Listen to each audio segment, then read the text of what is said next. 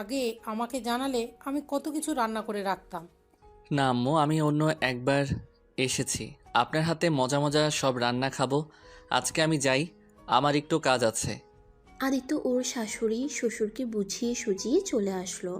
বাসায় না গিয়ে আদিত্য ক্লাবে চলে গেল। ক্লাবে গিয়ে দেখে সবাই আড্ডা দিচ্ছে। আদিত্যকে দেখে সবাই অবাক হয়ে বলল, ভাই তোর কি হয়েছে? আজকে এখানে আসলি? এক সপ্তাহ ধরে লুকোচুপি খেলছিস কেন? এমনি সর, ড্রিঙ্কস করতে দে। ওকে কর, আজকে সবকিছু ফ্রি। মানে? আদিত্য বলে, মানে কিছুক্ষণ পর জানট পারবি। তোকে এমনিতে সবাই ধরে নিয়ে আসতো, তুই এসেছিস, এতে ভালো হয়েছে। আমাকে একটু বুঝিয়ে বল তো কি হয়েছে। রাকিব কিছু বলতে যাবে, তখনই কেউ সুইটি মাইকে বলল, আদ্রিত, তোকে আজ আমি কিছু কথা বলতে চাই।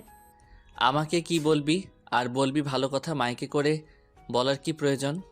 সবাইকে জানানো দরকার, তাই সবাই আমার দিকে মনোযোগ দাও।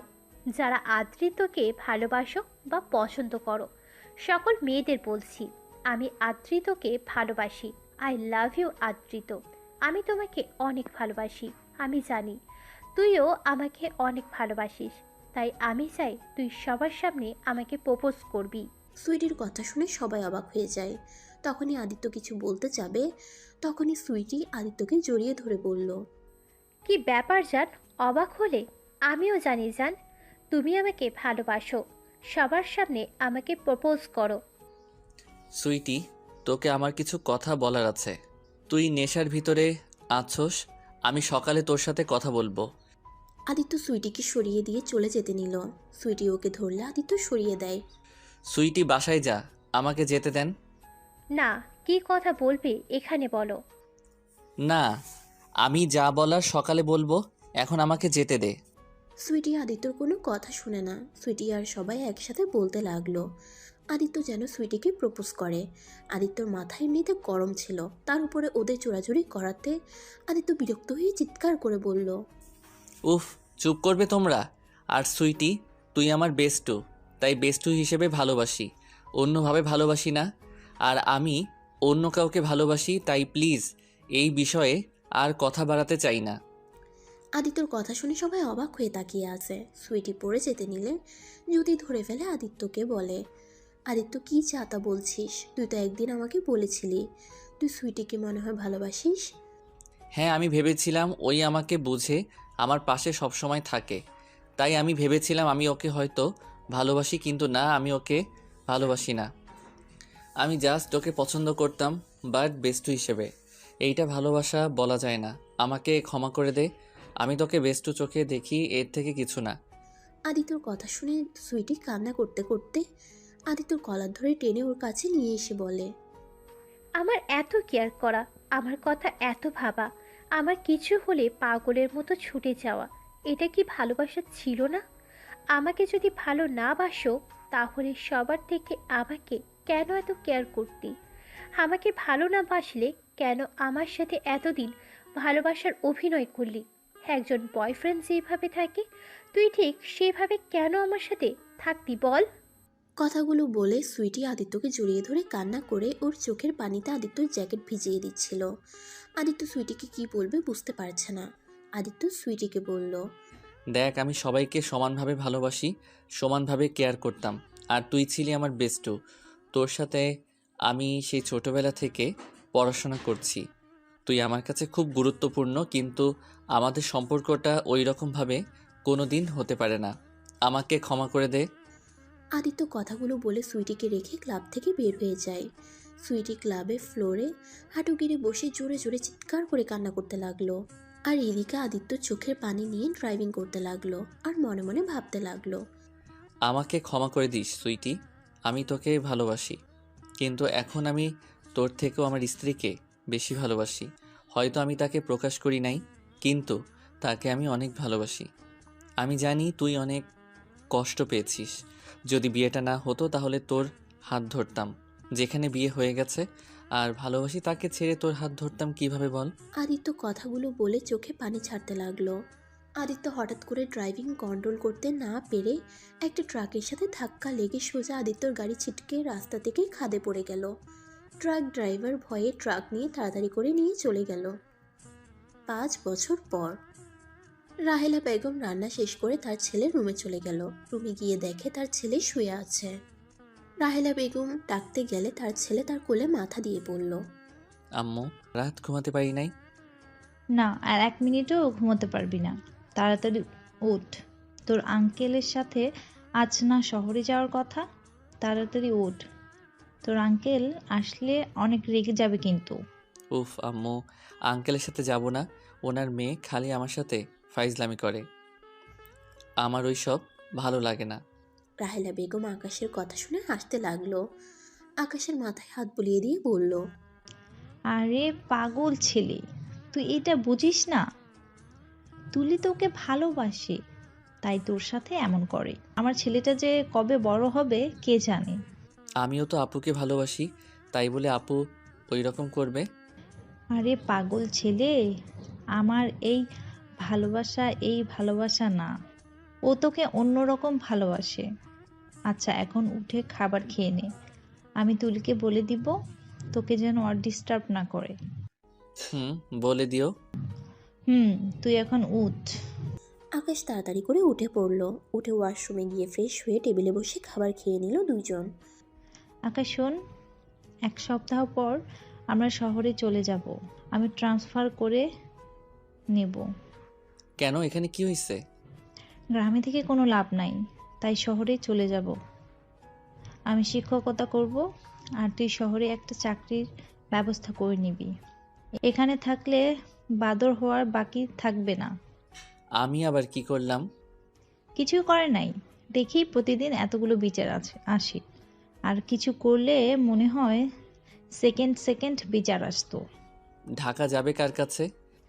তোর আঙ্কেলদের বাসায় ভাড়া উঠবো। আবার কি ঝামেলা, কথা বলো।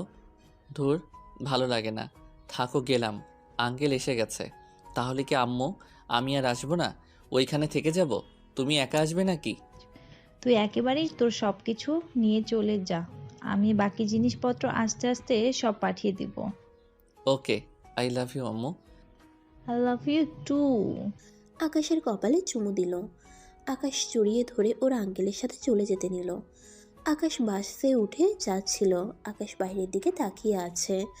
আকাশের আঙ্কেল আকাশকে বলে, তোমার আব্বু মারা যাওয়ার পরে তোমার আম্মু অনেকটা অসহায় হয়ে পড়েছিল। তোমাকে নিয়ে আবার নতুনভাবে বাঁচার স্বপ্ন দেখছে। তুমি তোমার আম্মুকে কষ্ট দিও না কখনো। আমি জানি, আর আমার আম্মুকে ভালো রাখার জন্য আমি সব করতে পারি, যার কারণে আপনাকে আমি বললাম আমাকে একটা কাজের ব্যবস্থা করে দিতে। তুমি তোমার আম্মুকে কষ্ট দিও না কখনো। আকাশের আঙ্কেল আকাশকে সব কিছু বুঝিয়ে দিতে লাগলো। আর আকাশ ওর আঙ্কেলের সাথে কথা বলে বুঝতে পারলো ওরা ঢাকা না সিলেটে চলে যাবে। সিলেটের কথা শুনে আকাশ চমকে গেল। আঙ্কেল, আম্মু না সিলেটের কথা শুনতে পারে না। আপনি আম্মুকে বলছেন আপনি যে সিলেটে নিয়ে যাচ্ছেন? আকাশের আঙ্কেল বলে ওর আম্মুকে বলে নাই। আর সিলেট নাকি ওনার বড় ভাই থাকে, সেই নাকি আকাশকে চাকরি দিবে। আর তুলি ওইখানে থাকবে, তুলি যেন খেয়াল রাখে। কি, তুলি আপু আমার সাথে থাকবে নাকি? আর আঙ্কেল, আম্মু তো নাকি ঢাকা চলে আসবে। তাহলে ঢাকায় গিয়ে আমাকে না পাইলে আম্মু তো রেগে যাবে, আমাকে ছাড়া থাকতে পারে না। এইটা তো আপনি জানেন, তারপরও এমন করলেন কেন? আকাশের আঙ্কেল বলে, তোমাকে ওইসব নিয়ে ভাবতে হবে না। তুমি আমার মেয়ের খেয়াল রেখেও যেতে হবে।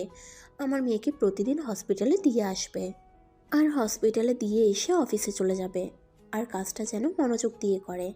আঙ্কেল, আমি আম্মুকে ছাড়া থাকতে পারবো না। আমি যাব না, আমি বাসায় যাব। আকাশ সাথে সাথে ওর আম্মুকে কল দেয়। ওর আম্মু কল রিসিভ করলে আকাশ বলে, আম্মু, আঙ্কেল আমাকে সিলেট নিয়ে যাচ্ছে। আম্মু, আমি তোমাকে ছাড়া একা ওইখানে গিয়ে থাকতে পারবো না। আম্মু, আঙ্কেলকে বলো আমাকে তোমার কাছে দিয়ে আসতে। কি সিলেট নিয়ে যাবে মানে?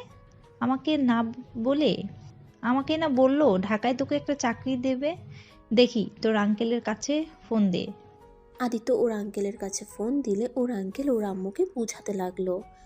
অনেকক্ষণ দুইজনে কথা বলার পর আকাশের কাছে ফোন দেয়। রাহেলা বেগম আকাশকে বলল, আচ্ছা, তোর আঙ্কেলের সাথে যা, আর শোন, আমি যত তাড়াতাড়ি পারি তোর কাছে চলে যাব। আচ্ছা আম্মু, তাড়াতাড়ি আমার কাছে চলে আসবে, কিন্তু আমি তোমাকে ছাড়া থাকতে পারবো না একা। হায় রে, আমার ছেলেটার এত বোকা কেন রে হইছে। আরে মা, কতদিন বেঁচে থাকবে? হ্যাঁ, একা চলার চেষ্টা কর। সব জায়গায় মা মামা করিস না। আম্মু, তুমি এভাবে আমাকে বলতে পারলে? ওকে লাগবে না তোমাকে। ভালো থাকো। আকাশ ফোনটা কেটে দিয়ে মন খারাপ করে বাইরের দিকে তাকিয়ে থাকলো। সিলেটে পৌঁছাতে পৌঁছাতে রাত 9টায় গিয়ে পৌঁছে গেল। আকাশকে ওর আম্মু কল দিলে আকাশ কল রিসিভ করে না। আকাশের আম্মু বুঝতে পারলো ওই রাগ করেছে, যার কারণে ওর আঙ্কেলের কাছে কল দিল। আর এদিকে আকাশ সিলেট নেমে কেমন যেন লাগতে লাগলো। আকাশ চারিদিকে ঘুরে ঘুরে দেখতে লাগলো। আকাশের মাথা কেমন যেন চক্কর দিতে লাগলো। আকাশের আঙ্কেল ওকে ধরে ফেললো। আকাশের আঙ্কেল ওকে জিজ্ঞেস করে কি হয়েছে। কিছু না, বাস জার্নি করছি দেখে মনে হয় মাথাটা কিছুটা চক্কর দিচ্ছে। আকাশের আঙ্কেল একটা সিএনজি নিয়ে দুইজন চলে গেল। আকাশ পাশে গিয়ে সবার সাথে পরিচয় হয়ে নিল। আকাশকে দেখে তুলি খুশি হয়ে আকাশের কাছে এসে বলল, আকাশ, কেমন আছো? ভালো আপু, আপনি? ভালো। আপু বলতে না করছি, তারপরও আপু আপু করার মানে কি? আপনি তো আমার আপু হন। ধ্যাত, আমার সাথে আসো। আকাশ তুলির পিছন পিছন যেতে লাগলো। তুলি রুমের ভিতরে গিয়ে আকাশের হাত টান দিয়ে খাটের উপরে ফেলে দিয়ে আকাশের উপরে শুয়েতেই যাবে, সাথে সাথে আকাশ জোরে চিৎকার করে ওঠে। তুলি ভেবাচেকা খেয়ে সাথে সাথে আকাশের মুখ চেপে ধরে। সবাই এসে পড়ে। তুলি তাড়াতাড়ি করে ওর উপর থেকে উঠে পড়ে। তুলির বড় চাচ্চু এসে বলে, কি হয়েছে বাবা? এভাবে চিৎকার দিলে কেন? ও কিছু না আঙ্কেল, ওই তো একটু ভীতু। আমার সাথে একটু ধাক্কা লেগে পড়ে গেছে, এইটাতে চিৎকার করে উঠছে। মেয়েদের থেকে দূরে থাকে তো। ও আচ্ছা। সবাই চলে গেল। তুলির চাচাতো বোন মিটিমিটি করে হাসতে লাগলো। সবাই গেলেও তুলির চাচাতো বোন গেল না। তুলির চাচাতো বোন রূপা তুলিকে বলল, কি রে, তোর জামাই তোর ধাক্কা খেয়ে যে চিৎকার দিয়েছে, না জানি তুই অন্য কিছু করলে কি করে বসে। আমি ওনার জামাই না। আপনি কি করেন? জামাই না, জামাই তো হয়ে যাবে। এই বলো, এভাবে চিৎকার দিলি কেন? তুলিকে রেগে আসতে দেখে আকাশ মনে হচ্ছে এমন কেউ তার সাথে আগেও করত। আকাশের মাথা যন্ত্রণা হতে লাগলো। আকাশ চিৎকার দিতে যাবে, সাথে সাথে তুলি আর রূপা দৌড়ে রুম থেকে বের হয়ে গেল। আকাশ নিজেকে স্বাভাবিক করে ফ্রেশ হতে চলে গেল। আকাশ রুম থেকে বের হয়ে উঠানে গেলে সবাইকে উঠানের ভিতরে গোল হয়ে বসে থেকে কথা বলতে দেখলো। আকাশ ভাবতে লাগলো, এখন 9টাই বাজে, এখানে এসেছে বোঝাই যাচ্ছে না। 9টা বাজে দিন মনে হচ্ছে। তার উপরে এদের এভাবে বসে থাকতে দেখে মনে হয় দিনে বসে গল্প করছে। আকাশকে দেখে ওকে ডাক দিল। আকাশ ওদের কাছে গেল। রূপা আকাশকে বসতে দিল। রূপার আব্বু বলল, আকাশ, তুমি তো পড়াশোনা করছো, তুমি অনেক ভালো স্টুডেন্ট, আর হবে না কেন? তোমার আব্বু আম্মু অনেক মেধাবী ছিল। তোমার আম্মু হলো আমার চাচাতো বোন হয়, আর তুমি আমাদের নিজেদের লোক, তাই তোমাকে তো যেমন তেমন চাকরি দেওয়া যায় না। এখানে আদিত্য গ্রুপে পিয়নের পদ খালি আছে। তুমি কি এই চাকরিটা করতে পারবে? বেতন পাবে 8,000 টাকা। তাদের সাথে যদি মিল দিতে পারো তাহলে বেতন বাড়িয়ে নিতে পারবে, এমনকি ভালো চাকরিও পেতে পারো।